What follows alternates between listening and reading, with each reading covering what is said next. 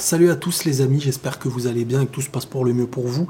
Alors en fait aujourd'hui je vais vous faire une petite vidéo qui va être un audio, donc plus relax, plus tranquille, hein, vous ne verrez pas ma tête, hein, je sais qu'il y en a qui préfèrent quand on voit la tête, c'est anecdotique, vous inquiétez pas. C'est pour, des fois quand je fais des vidéos comme ça, je me sens un peu plus concentré sur le truc, donc voilà, j'avais envie de le faire comme ça. Pas besoin de revenir sur le détail. Alors le sujet en fait d'aujourd'hui, ça va être l'espionnage dans le couple.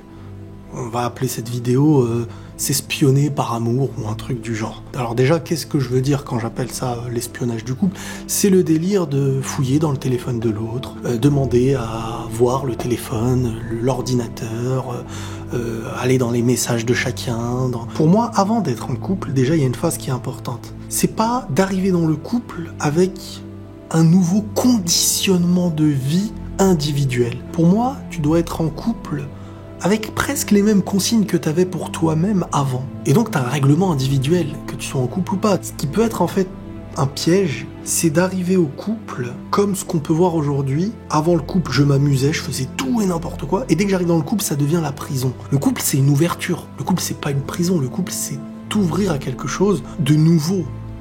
Un partage que tu n'avais pas avant. Sinon, le couple aujourd'hui n'a plus aucune utilité. Et c'est pour ça qu'il n'a plus aucune utilité pour beaucoup. C'est pour ça que le mariage ne sert plus à rien pour les gens. Ils vivent presque le mariage avant d'être en couple. Vous voyez l'exemple de l'enterrement de vie de jeune fille, de jeune homme et tout ça, qui est de faire le plus n'importe quoi avant d'arriver au couple, parce que ça y est, notre vie va être cadrée.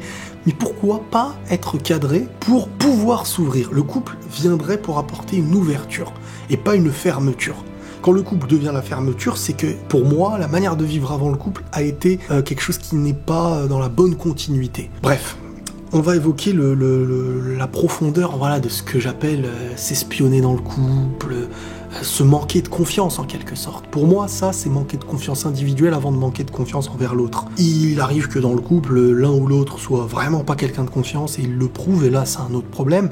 Mais je parle de la situation dans le couple où chercher dans le téléphone de l'autre s'il y a des messages peut-être de cette personne qui envoie à d'autres filles, ou si des filles lui envoient aussi. Vous savez, quand on cherche avec l'idée d'être convaincu qu'il y a une trahison, on trouve toujours quelque chose, même s'il n'y a rien. Même s'il n'y a rien, on va se convaincre qu'il y a toujours un petit mot, même si t'as pas répondu, un message, et c'est qui, et c'est ça. La meilleure manière de vivre le couple, moi je vais vous donner ma manière de penser, c'est simplement, je te fais confiance jusqu'à preuve du contraire. C'est entre toi et Dieu et c'est entre moi et Dieu. Commencer à chercher les problèmes, ils vont être trouvés. Le couple, bien sûr, c'est en quelque sorte ne faire qu'un, mais ça reste deux personnes différentes. Parfois, l'un ou l'autre aura besoin d'être un peu seul. Et la meilleure manière de faire fonctionner le couple, c'est quand il y a une intelligence dans l'amour, mais aussi humainement, dans l'aisance. De presque pouvoir en rire si une personne t'envoie un message, même une personne qui viendrait à te draguer, parce que tu sais qui tu es et l'autre sait qui tu es. En fait, vous êtes dans la même longueur d'onde.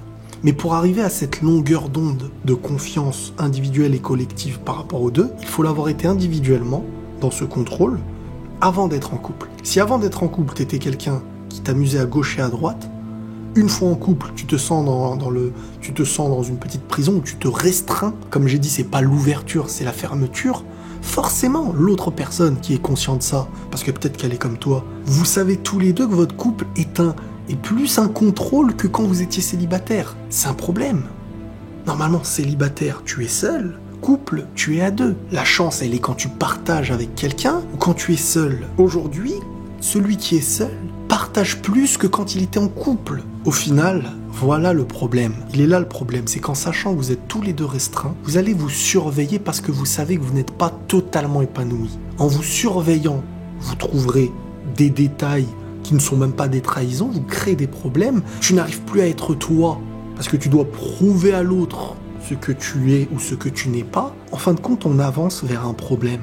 Ce que je vais dire, encore une fois, peut être mal compris. Mais j'ai même envie de dire, il faut laisser le choix à la personne de te trahir ou non. C'est la meilleure manière, en fin de compte, de voir avec qui tu es en face. que de devenir ses propres yeux, que de contrôler son regard, que de contrôler ses mouvements. La meilleure manière, c'est d'avoir pris quelqu'un pour toi, qui faisait déjà son travail individuel, et que toi tu fasses le tien. Tu pourras jamais faire le travail de l'autre. S'il se restreint quand tu le regardes, il ne se restreindra pas quand tu le regardes pas. S'il s'empêche des choses que par rapport à toi, ce n'est pas une preuve réellement d'amour. C'est un sujet dans lequel on va évoquer beaucoup de choses, et je pense qu'il y aura beaucoup de retours, donc j'essaierai de revenir sur les retours pour construire peut-être une future vidéo.